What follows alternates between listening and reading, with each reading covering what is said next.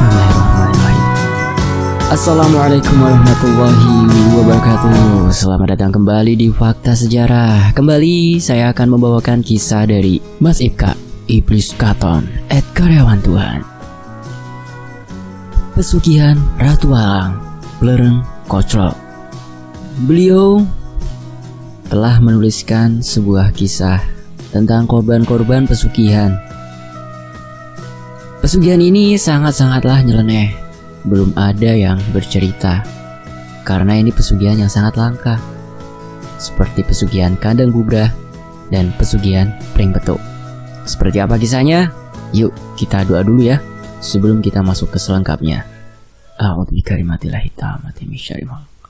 Bismillahirrahmanirrahim. Bahwa sami'ul alim. Allahumma sholli ala sayyidina Muhammad sallallahu alaihi wasallam. Ini dia selengkapnya.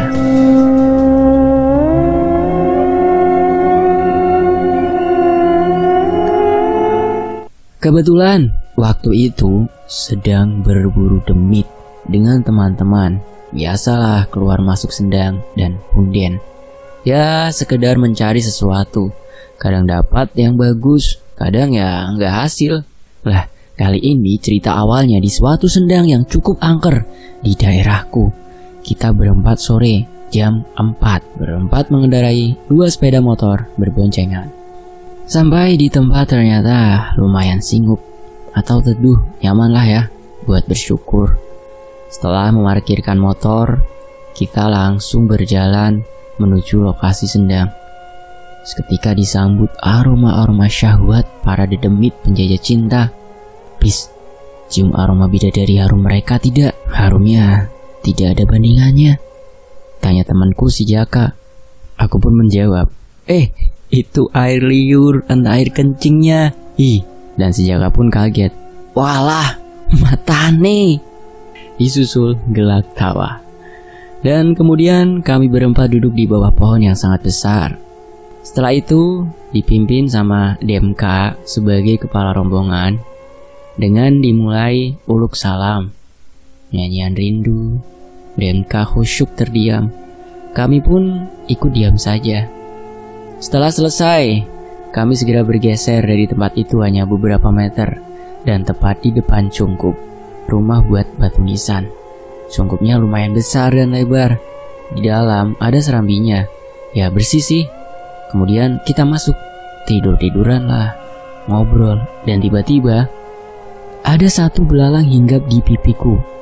Aku tangkap lalu aku buang, dan tanpa aku sengaja, belalang berwarna kuning yang aku genggam, lalu aku lempar keluar, tapi mengenai tiang kayu gubuk dan jatuh ke lantai dengan tubuh yang hancur. Aduh, rupanya aku melemparnya terlalu keras. DMK yang berada di paling ujung berkata kepadaku, "Hei, kejam kamu please." Diambilnya belalang yang sudah hancur. Nggak apa-apa, cuma belalang, sahut Setka. Lalu DMK pun beranjak keluar dari cungkup. Entah ngapain tuh, ngubur belalang yang hancur kayaknya. Kemudian kembali ke dalam cungkup. Tiba-tiba mendung hitam. Hujan langsung turun bersama sang petir, dan suara hujan seperti hujan es di atas cungkup. Wah, berat ini please, ucap DMK. Alah, jawabku. Dalam derasnya hujan terdengar jelas suara tangisan anak gadis, seperti masih usia kira-kira 12 tahunan. Kita berempat sempat saling pandang satu dengan yang lainnya. Semakin dekat suara tangisan, kadang menjauh. Di salah satu gubuk di pinggiran sendang, gubuk berasap. Please, kita samperin gubuk. Enggak, malas basa-basan, nanti dingin. Udah biarin aja, gak usah tahu-tahu dan gak perlu tahu urusan orang lain, jawabku ketus. Tapi DMK yang dasar jiwanya penasaran, lari tuh ke arah gubuk dan lalu mengintip. Kita lihat dari kejauhan, DMK geser-geser cari celah yang pas dan kembali melangkah dengan berjalan jinjit. Setelah sampai, dengerin, ada yang mengerikan di dalam gubuk, ucap DMK memberitahu kita. Paling juga yang punya gubuk sedang kawin. Ucap Setka. Dibilangin kok, pemandangan ngeri banget. Ayo, kita lihat, ajak Demka.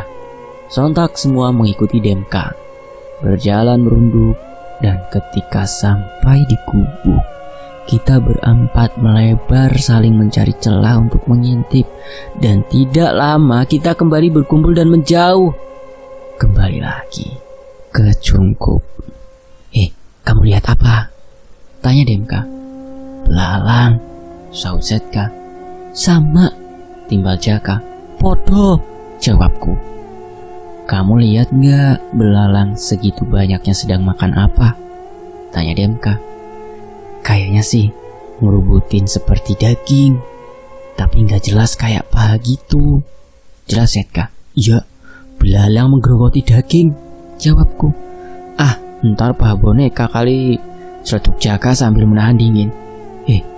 Kita dobrak yuk, usul Demka. Cari masalah toh kakak, jelasku. Tapi setuju nih, biarlah iblis gak mau, kita bertiga yuk, jawab Demka.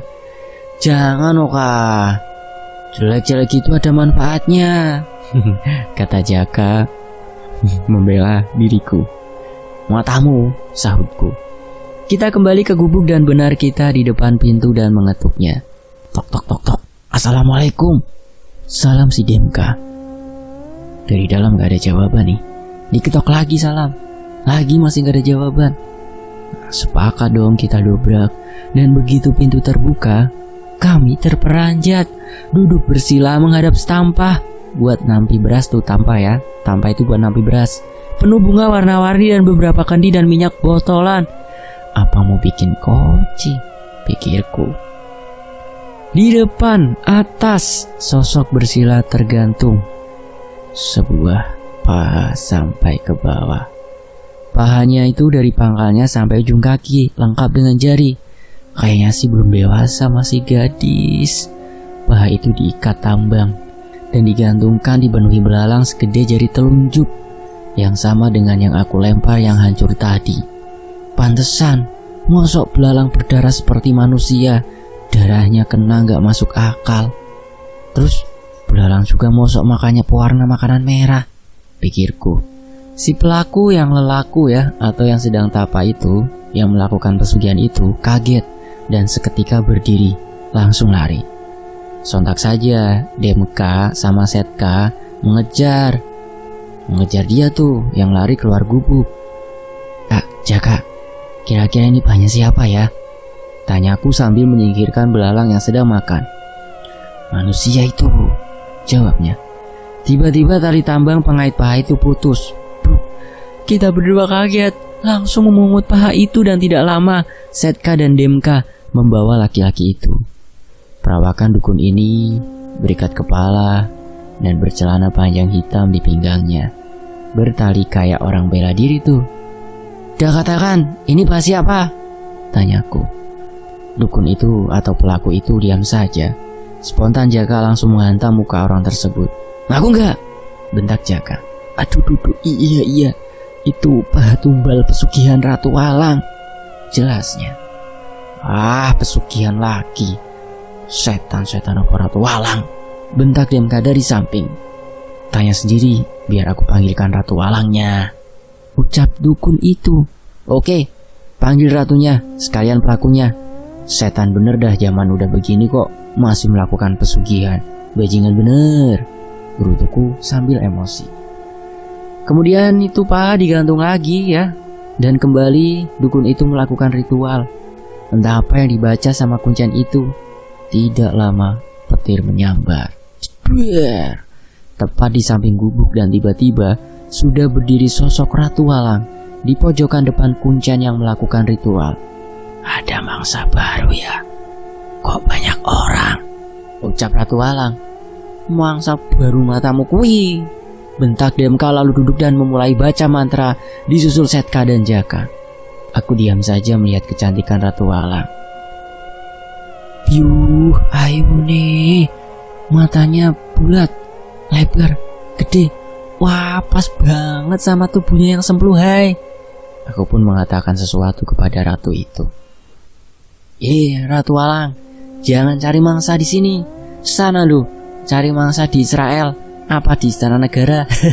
Atau di sono tuh, jalur Gaza. Di sana aman bener dah.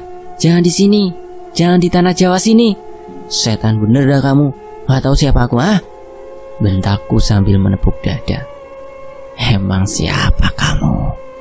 Jawab Ratu Walang itu sambil memanyunkan bibir. Wah, ngeledek bener kamu siluman, bentakku. Sudah, mau apa kamu mengganggu ritualku?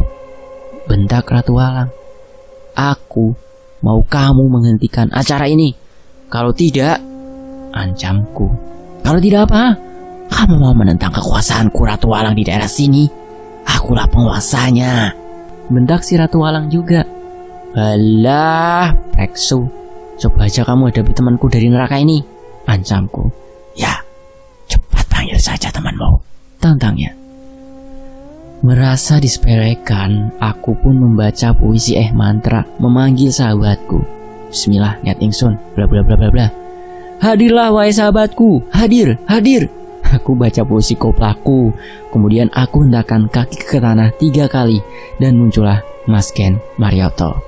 Temanku tuh Raja Genderuwo, penguasa Jaratan Kalimati. Ada apa sobatku? Ada perlu apa please? Tanya Mas Ken. Mas Ken itu Mas Genderuwo ya. Tuh kamu ditantang tuh, ucapku. Ih, ngadu, siapa yang nantang? Jawab Ratu Walang sambil membuang muka ke samping. Lah tadi, malah ngeles kau, asui, jawabku. Tenang sahabatku, aku tahu siluman itu.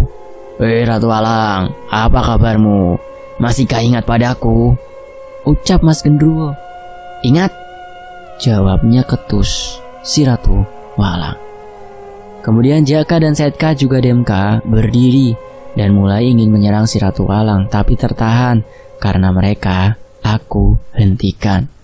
Udah bro, udah santuy aja udah. Itu ada Mas Ken Marioto, ucapku. 3 kenter sahabatku itu lalu berdiam. Udah, kita nonton aja, ucap Setka. Sahabatku, singkirkan daging manusia ini, kuburkan kembali, kata Mas Ken. Dan 3 kentir bergegas mengambilnya dan membawa kuncen supaya ditunjukkan tempatnya. Aku masih digubuk bersama Mas Ken dan Ratu Walang. Reng, belereng klocok, berhentilah menjadi siluman jahat. Insaf ya, insaf. Sadar, reng, belereng klocok, reng, sadar, ucap Mas Genderuwo. Rupanya mereka saling kenal. Mas Ken merubah wujudnya menjadi seukuran kita, manusia. Tepatnya kayak gorila, gitu aja sih. Aku muak dengan kalian, bentak Ratu Walang. Sudah, ayo kendalikan emosimu. Kita bicara di cungkup saja, ucap Mas Ken kepada Ratu Walang sambil menarik tangannya. Ratu Walang diam saja, tapi nurut. Dan inilah sudut pandang cerita dari Demka dan kawan-kawan. Sewaktu membawa potongan paha manusia yang dibuat tumbal kepada belalang, anak buah Ratu Walang. Memang paha asli yang dipotong dari mayat si korban yang sudah meninggal sehari sebelumnya. Gak jauh dari Kubuk di Punden ada pemakaman. Nah, sebagai info dari kuncennya, sebelum ditumbalkan itu ya, korbannya harus dimandikan kembang 17 rupa. Kayaknya sih termasuk bunga deposito, bunga hati dan bunga cinta, bunga riba juga kali ya. Lalu disuruh puasa 2 hari, dan terserah mau dimatikan model gimana, mau diracun, mau disembelih, ya yang penting mati, kata kuncennya. Si Demka udah naik darah tuh. Mendengar cerita si Kuncen dipukuli sepanjang jalan sambil mengangkat paha yang buat tumbal. Astagfirullah. Jadi syaratnya tumbalnya itu wanita remaja nih, cewek-cewek yang remaja gitu, yang belum pernah melakukan hubungan intim. Dan bapaknya nih, pelaku pesugihannya, yang harus membunuh anaknya dengan tangannya sendiri. Astagfirullah. Dan hasil pesugihan akan diantar ke depan rumah selesai ritual, dan uangnya bisa sampai 12 koper atau tas. Dan ciri khasnya uang itu berbau seperti belalang kering, bangkai belalang. Nama ratunya Blereng Koclok, ratu alang yang suka sensasi dengan kuncen. Kadang kuncennya dikasih bonus, ditemenin tidur selama 2 minggu. Dan gitulah sesuka hatinya. Sampai di pemakaman, mereka menunggu kuncen mengembalikan paha si korban. Dan anehnya, ketika sudah terbuka mayat korban, sempat tersenyum kepada 3 kentir dan mengucapkan terima kasih, meminta didoakan agar keterima di hadapan para malaikat dan my boss Allah Subhanahu wa Ta'ala. Dengan tangis yang haru, 3 kentir itu berniat mengubur kuncen sekalian ke liang lahatnya dengan si gadis remaja yang gak bersalah, tapi ditahan sama korban. Biarlah Tuhan yang akan menghakiminya, memberinya hukuman. Astagfirullahaladzim. Nah, pas waktu diceritain tuh ya, aku sebenarnya emosi banget, pengen ngamuk. Tapi sudah terlambat. Kuncen diberi pilihan sama 3 kentir, pilih mati atau minggat. Dan kuncen memilih minggat. Kembali ke Blereng Koclok yang digandeng Mas Gentuh. Sampai di gubukan, kami bertiga duduk, masih dengan deras hujan sampai kita kebasahan. Mas Gendruwo parah lagi, bulunya yang tadinya bagus halus kayak rebondingan jadi kusut. Aku berkata kepada Mas Gen, bulumu kusut. Bukan kayak Gendruwo, malah kayak monyet kebasahan. Kamu loh Mas, suka bercanda, biar nanti juga bagus lagi, ucap Mas Gendruwo. Si Blereng Koclok juga kebasahan, baunya apek. Wah, sampai gak tahan banget. Wah, kamu semakin bau saja toreng Blereng, tanya Mas Gen. Kalau kesaktianku melemah, aku akan semakin mengeluarkan bau apek dan busuk, kayak kamu baru kenal aku, ucap Blereng Koclok, si ratu alang. Dah, sekarang kamu akhiri petualanganmu di sini. Aku minta kamu ya, jangan membuat orang semakin sengsara dan banyak dosa. Kamu harus berubah, kalau perlu bertobatlah, pesan Mas Gen. Aku mau pergi, asal kamu mau menemaniku 2 hari 2 malam. Syarat dari Blereng Koclok. Malas aku. Aku sudah insaf, tidak seperti dulu. Sudah insaf aku sekarang. Aku sudah mengikuti sahabatku, Ipka, Mas Iblis Katon. Bahkan saking cintanya pada sahabatku ini, anak-anakku semua yang beri nama dia Mas Iblis Katon, ucap Mas Gendruwo. Jadi kamu menolakku dan pergi dariku sekarang? Kamu punya anak? Dasar Gendruwo bajingan, Gendruwo gak tahu diri, bentak Blereng Koclok. Itu masa lalu kita, Blereng. Sekarang aku sudah punya anak-anak. Anakku ada 8. Semuanya, jelas Mas Gen kepada Blereng Koclok. Aku gak nyangka, tapi sudahlah, itu masa lalu. Masa lalu kita. Siapa nama anak-anakmu? Tanya Blereng. Ya, nama anakku Rabbighfirli warhamni wajburni warfa'ni warzuqni wahdini wa'afini wa'fu'ani. Keren kan yang ngasih nama sahabatku ini? Jelasnya sambil menepuk pundakku. Oke, aku akan pergi dari sini, tapi suatu hari aku akan datang ke wilayah kekuasaanmu. Aku akan mengunjungimu Raja Gendruwo. Aku Ratu Alang Blereng. Mohon undur diri. Aku ingin menenangkan hatiku karena aku kecewa dengan manusia sahabatmu ini. Coba, bukan kamu sahabatnya, pasti sudah aku telan dia. Raja Gendruwo, sampaikan salam buat anak-anakmu dan istrimu, juga rakyatmu. Salam dari Ratu Alang. Lain hari lain waktu, aku akan datang lagi. Jelas Ratu Alang. Iya, wahai mantan kekasihku Ratu Alang, aku akan menunggu kedatanganmu. Mudah-mudahan membawa kabar baik dari hatimu. Belajarlah sedekah. Sedekah ya, sedekah. Dan berbuat baik, jangan dosa. Jangan zina saja yang kau umbar, jadi angkara murka di dunia nanti, timbal Mas Gendruwo. Kemudian 3 kentir dan kuncen datang. Setelah negosiasi dengan kuncenya, Ratu Walang Belerang Koclok pergi membawa kuncenya. Kata kuncinya, lebih baik ikut daripada tinggal tapi jadi korban 4 kentir. Aku dan 3 kentir juga Mas Genderuwo akhirnya pulang. Sebenarnya masih penasaran dengan orang yang tega melakukan pesugihan Ratu Walang, memberi makan belalang dengan daging mayat anaknya. Kuncen tidak mau menjelaskan lebih rinci dan memberitahu nama pelaku.